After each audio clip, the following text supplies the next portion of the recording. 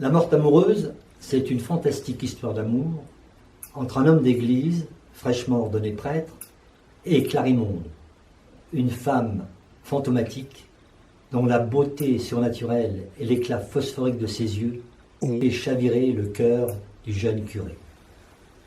Il a maintenant 66 ans, il se souvient et raconte sa folle histoire d'amour.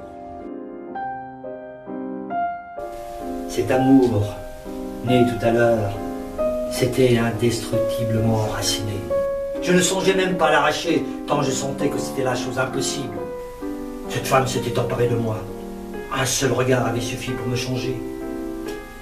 Elle m'avait soufflé sa volonté. Oh, comme elle était belle. Les plus grands peintres, lorsque poursuivant dans le ciel la beauté idéale, ils ramenèrent sur terre le divin portrait de la Madone, n'approchent même pas cette fabuleuse réalité. Elle avait une taille et un port de déesse. Ses cheveux, d'un blond doux, ruisselaient sur ses tempes comme deux fleuves d'or.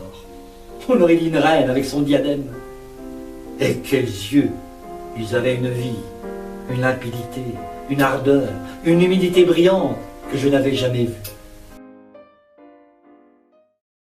Toujours est-il que j'étais, où je croyais être, à Venise.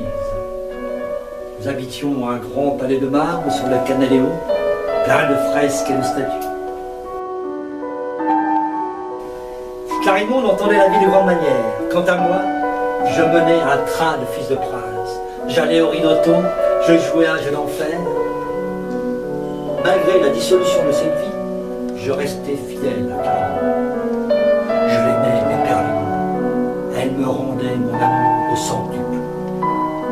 Elle ne voulait plus qu'un amour jeune,